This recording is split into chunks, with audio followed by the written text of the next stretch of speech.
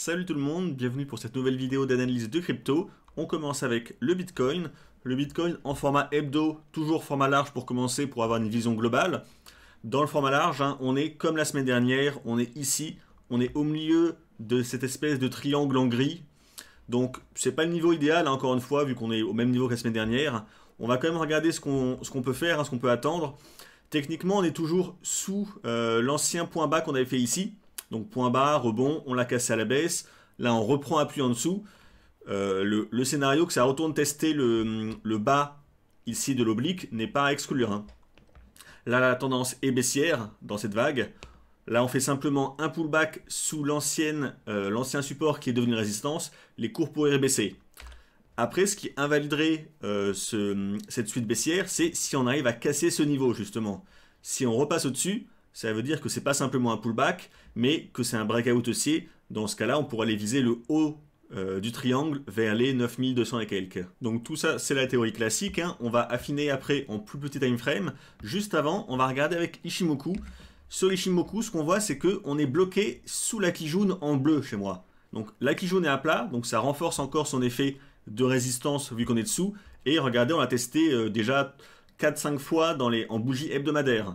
Donc ça veut dire qu'on est coincé sous la Tenkan depuis déjà un mois. Donc on voit que c'est un fort niveau de résistance. C'est dur à franchir. Du coup, on peut enlever l'ancien point bas et se baser sur la Tenkan. C'est un peu plus propre. Du coup, comme pour n'importe quelle résistance, si on la casse à la hausse, c'est un signal d'acheteur. Tant qu'on ne l'a pas cassé à la hausse, disons que c'est pas très prudent d'acheter en dessous parce que c'est une résistance. D'un point de vue statistique, les cours ont quand même un bon pourcentage de chances de partir à la baisse. Il faut bien comprendre que personne ne peut vous dire que la résistance va casser, que ça va monter, ou que la résistance va marcher et que ça va partir à la baisse. Personne n'est devin, ça on ne sait pas. Par contre, ce qu'on sait grâce à l'analyse technique, c'est que sous une résistance, les cours ont tendance, donc là c'est des stats qui sont faites, à repartir à la baisse, parce que la résistance bloque la hausse. Ça veut dire que même sans analyser, d'un point de vue de probabilité, il y a plus de chances que ça baisse que ça monte. Donc bien sûr, on peut acheter et la résistance pourrait céder et le trade serait gagnant. Mais d'un point de vue des probabilités, c'est clairement pas notre avantage. Si on veut faire une similitude avec le poker, c'est comme si vous aviez une mauvaise main si vous êtes acheteur. Ça ne veut pas dire que vous allez perdre la partie, mais ça veut dire que les chances ne sont pas en votre faveur. Donc vous pouvez très bien gagner ce tour, mais si vous avez une mauvaise main sur les 10 prochains tours, il y a des grandes chances que vous perdiez au final. En trading, c'est un peu pareil. Vous pouvez très bien acheter sous résistance et les cours peuvent monter, parce que sur un trade, les cours peuvent très bien vous donner raison. Mais si vous reproduisez des schémas qui ne sont pas statistiquement avantageux un grand nombre de fois, normalement, vous finissez par être perdant.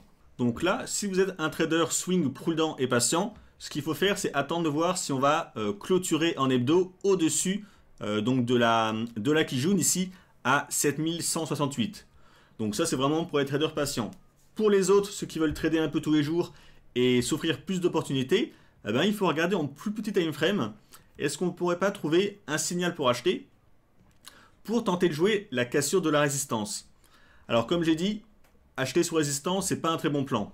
Mais si on regarde en 4 heures, donc en 4 heures avec Ichimoku, la semaine dernière déjà dans la dernière vidéo que j'ai ici, on avait posé 7 ordres en attente. Un achat à 6667, un stop à 6457 et un TP à 8318. Donc en fait, on achetait en bas du Kumo 4 heures ici, qui correspondait au Kumo 8 heures. Là, si on passe en 4 heures, ça correspondait à un achat en bas du Kumo ici qu'on n'a pas atteint, mais on l'a atteint plus tard ici. Et cette zone, c'était en 8 heures, la zone du Kumo. Donc on achetait sur le Kumo pour jouer le rebond. Donc le stop a été frôlé ici, mais pas atteint. Là, ça repart à la hausse. Donc, si vous avez acheté comme ça la semaine dernière, là, vous êtes acheteur. Si vous êtes déjà acheteur, ça vaut le coup, cette fois, de tenter de jouer la cassure de la résistance. J'ai dit qu'on n'achetait pas en dessous, mais là, on est déjà en position. Donc, quand c'est comme ça, ce que vous pouvez faire, c'est essayer de tenir la position au cas où la résistance cède. Donc, pour être logique et pour être un peu critique, vous pourriez vous dire pourquoi est-ce que je ne prendrais pas méga maintenant, vu que j'ai dit avant qu'on était sous résistance et que statistiquement parlant, il y avait des chances que ça reparte à la baisse. Donc c'est une réflexion logique, c'est vrai qu'on est sous résistance, il y a des bonnes chances que ça reparte à la baisse. Ce qui veut dire que si ça repart à la baisse, c'est quasiment maintenant qu'il faudrait couper la position avant que ça rebaisse. vous voyez la ligne ici à l'horizontale, hein, c'est le niveau qu'on a mis avant de la Kijun en hebdo. Bah, on est dessous, donc on est sous résistance, ça pourrait rebaisser.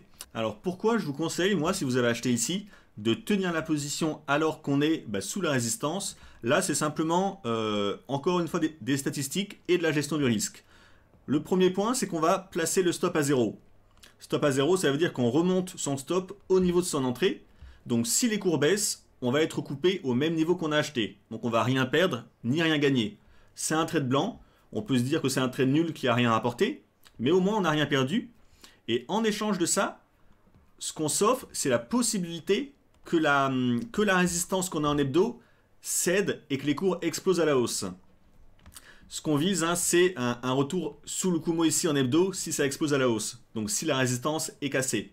Comme j'ai dit en préambule, on ne sait pas si elle va être cassée la résistance, mais en faisant ça, déjà, on ne peut plus rien perdre et on s'offre en fait une chance que la résistance cède. C'est un peu comme si vous vous offriez un ticket à gratter. Ça ne marchera pas tout le temps, d'ailleurs ça ne marchera même pas souvent, mais quand ça va marcher, vous allez gagner gros. Donc si vous avez même une petite probabilité de gagner gros et que vous ne pouvez plus rien perdre dans l'autre sens, c'est plutôt gagnant, c'est plutôt un pari qui est tentant. C'est comme si je vous disais, je vous offre un ticket de tombola, vous avez très peu de chances de gagner, mais ça va rien vous coûter. Forcément, vous allez jouer. L'autre raison, c'est une raison statistique, encore une fois. Là, on gagne actuellement, si on mesure, hein, on est à 6%, 6% et quelques.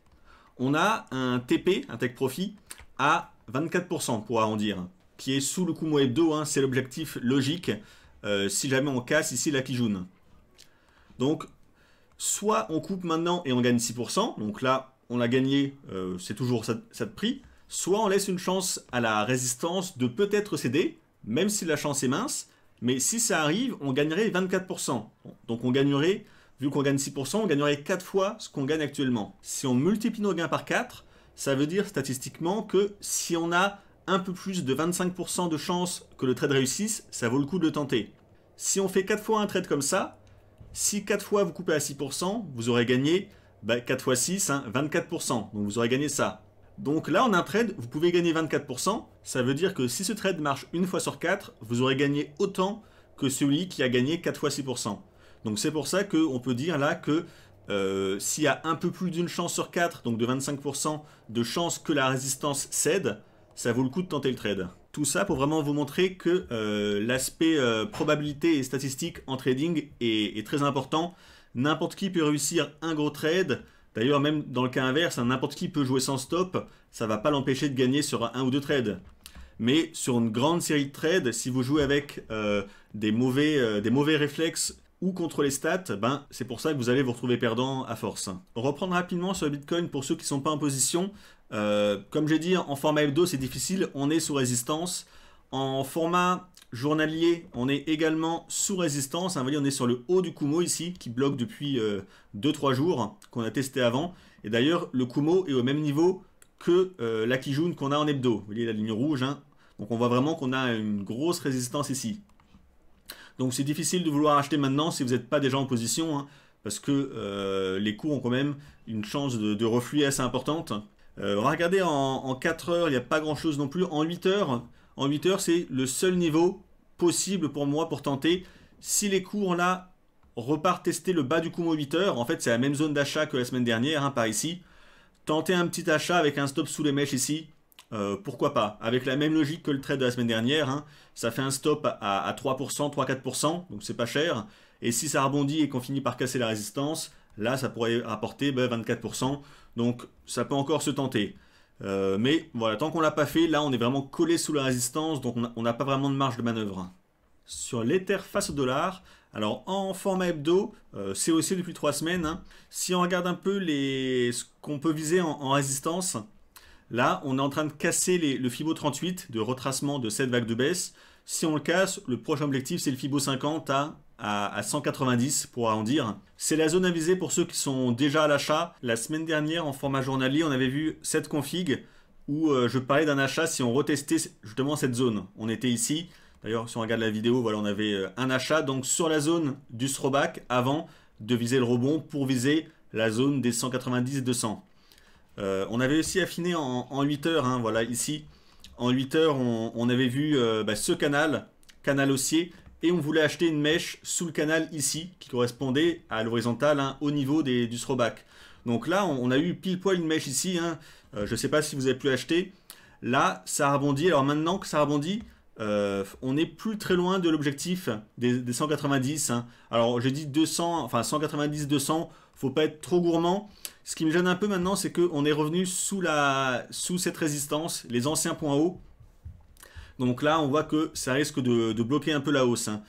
Si je remets le Fibo ici, donc voilà, le Fibo 38, hein, cassé légèrement. Si on va chercher le 50 vers les 190, un petit excès. Alors il n'y a pas beaucoup de points encore à prendre. Hein. Si on regarde avec Ichimoku, ça correspond également au haut du Kumo. Donc pour moi, c'est vraiment ça l'objectif à viser à la hausse. Hein. Fibo 50 plus Kumo, c'est un gros niveau de résistance. Donc soit vous avez acheté ici, et là, comme pour le Bitcoin, ça vaut le coup de tenter de voir si on va le casser ou pas. Si jamais vous n'êtes pas encore acheteur, il faut attendre de voir si ça casse. Donc là, ça sera pour un trade court terme. Si on casse les anciens points hauts ici à 175 en clôture de bougie, en journalier, peut-être acheter pour aller viser les 190, mais il faudra voir le ratio rendement-risque. Si on casse légèrement et qu'on n'est pas trop loin, peut-être un trade de ce genre-là. Et encore, le ratio rendement-risque est vraiment pas génial. Je regarde, je vois ça en même temps que je vous le dis, mais ouais, là il faudra vraiment l'ajuster au mieux pour avoir un ratio rendement-risque qui est pas mauvais. Hein. Là on serait à 2 pour 1 si on avait un achat vers 177, un stop à 3% et quelques, et le TP à 6% et demi.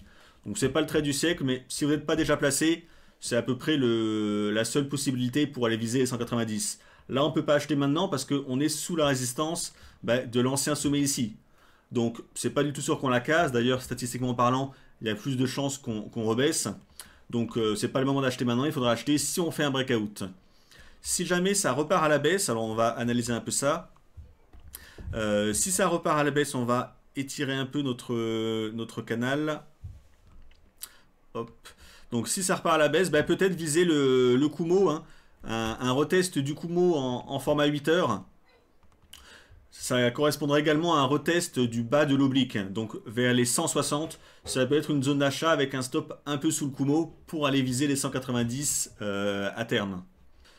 Donc voilà pour l'Ether face au dollar. Sur le Ripple face au dollar, il n'y a rien à faire à mon sens. C'est une config très similaire au Bitcoin. Hein.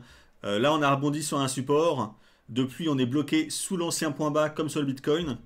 On a méché au-dessus. Cette semaine, ça a méché un peu à la baisse. On est toujours sur le niveau, mais voilà, c'est une grosse résistance. Donc encore une fois, on ne va pas acheter sous résistance. Donc il faut attendre de voir si on va clôturer au-dessus des 20-60 en format hebdo. Ça pourrait être un signal d'achat pour aller viser le haut de ce biseau, potentiellement. Tant que ce n'est pas fait, tendance baissière sous résistance. Statistiquement, il y a plus de chances que ça reparte à la baisse. Donc j'ai pas envie d'acheter ici. Et on va finir avec le BNB face à l'USDT. Alors en format hebdo, on est en train de tenter de réintégrer, on va enlever Ichimoku pour l'instant, on est en train de tenter de réintégrer le triangle ici. Donc c'est pas encore fait, hein. On clôture hebdomadaire pour l'instant. La semaine dernière, on a clôturé en dessous. Là, il faut voir à la fin du week-end, est-ce qu'on va bien clôturer au-dessus ou en dessous. Si on clôture en dessous, ça veut dire que là, on a fait une mèche haute, c'est un signal très baissier. C'est simplement la cassure ici par le bas du triangle, puis pullback et ça repartirait à la baisse. Mais pour l'instant, c'est plutôt pas mal engagé. Hein. On est samedi, la clôture hebdo, c'est bientôt. À voir donc si on clôture dedans. Si on clôture à l'intérieur, peut-être que là, ça aurait été une fausse cassure par corrélation avec le Bitcoin et que le BNB pourrait repasser en tendance haussière. Enfin, pas en tendance haussière, mais au moins donner un signal haussier à plus ou moins court terme. Donc on va affiner un peu, voir comment on pourrait se placer. Donc avec l'Ichimoku que j'ai rajouté, on a la Kijun au-dessus. Donc on va la noter comme un niveau de résistance. Hein. Elle est ici, voilà, à 16,74. On sait que là c'est un niveau de résistance. Peut-être qu'on va mécher d'ici la fin de la journée en dessous et qu'on va avoir un mouvement baissier après. Donc c'est pour ça que je vous dis là en format hebdo, il faudra vraiment voir si on a clôturé à l'intérieur du triangle ou en dessous. On va regarder en format journalier. En journalier, on a le haut du Kumo, donc là on est dedans, on a le haut du Kumo exactement sur le même niveau que la Kijun hebdomadaire, comme sur la Bitcoin en fait. Donc là, en format journalier, il n'y a pas grand chose à en dire, hein. On est dans le Kumo. Le Kumo, c'est un élément où on n'aime pas trop trader à l'intérieur, parce que ça peut très bien baisser en bas du Kumo comme monter en haut. Donc là, le journalier nous aide pas trop. On va affiner en 8 heures. En 8 heures, on voit qu'on commence à avoir une belle tendance haussière, hein. Des points hauts de plus en plus hauts, des points bas de plus en plus bas. C'est la définition de la tendance haussière. Je vais enlever ça pour la clarté. Alors, ce qu'on peut se dire, peut-être à court terme, tracer un espèce de canal parallèle comme ça, avec les points hauts et les points bas. Donc, on a un point haut, deux points hauts. On a 2-3 touchettes sur la ligne basse. Donc, le canal est pas mal. Du coup, ce qu'on voit là, c'est qu'on est en haut du canal bientôt. Donc, c'est pas intéressant de vouloir acheter maintenant sur le haut du canal. Surtout qu'on est en plus sur les anciens points hauts qu'on a ici. Donc, peut-être qu'on va mécher tester le haut du canal, mais tant qu'on n'a pas cassé, c'est dur de vouloir acheter sous la résistance. Du coup, moi, je verrais plutôt un scénario d'achat sur repli. Et je me dis, le bas du canal qu'on a ici, ça correspond également à un test du Kumo 8 heures avec une petite mèche sous le Kumo. Le Kumo, quand on le teste, hein, il y a très très souvent des mèches. Donc ça pourrait être peut-être un niveau pour tenter un petit achat, hein, vers 14-15, si on place un ordre comme ça. Un stop sous le Kumo, ça serait bien. Donc selon le rythme, hein, il faudra l'ajuster, mais voilà, ça fait un stop dans les 6%, 6-7%. Et ce qu'on vise, alors il y a plusieurs objectifs. Dans un premier temps, un retour sur le haut du canal, ça ferait un ratio rendement risque de 2 pour 1. Ça fait 15% de hausse pour 6% et quelques de perte, 6% à 66. Donc là, ça peut se tenter. Et si jamais en hebdo, on voit qu'on a clôturé au-dessus, enfin à l'intérieur du triangle, c'est plutôt un signal haussier. Dans ce cas-là, on pourra tenter de tenir la position pour aller chercher le haut du triangle en hebdo, hein. Donc là, on transformerait un trade qu'on prend en 8 heures en swing pour aller chercher le haut ici du triangle. Parce que si c'est une fausse cassure ici qu'on a fait, qu'on l'a réintégré à la hausse, il y a des chances qu'on retourne tester le haut du triangle dans les prochaines semaines. C'est pour ça que là, on fait un trade en 8 heures. Si on n'a pas de signal de validation en hebdo, on prend les bénéfices en haut de ce canal parallèle haussier et on achète sur le support du bas du canal plus du bas du Kumo, enfin le haut du Kumo. Et si jamais on a une validation en hebdo qu'on a bien réintégré le triangle, le trade, au lieu de prendre les bénéfices en haut du petit canal, on tenterait de jouer la cassure de la résistance ici, hein, à 16,75. Donc la Kijun hebdo et le haut du Kumo en journalier. Donc voilà pour les plans pour moi, pour le BNB. Donc attendre un repli, hein. Le stochastique est encore relativement haut. La semaine dernière, on avait vu des possibilités d'achat si le stochastique avait baissé. Pour moi, il n'avait pas assez baissé, donc là, je suis pas dedans. Donc si ça baisse, j'attendrai le niveau, hein. Donc c'est le niveau vers la zone des 14, 14,2, c'est une zone intéressante.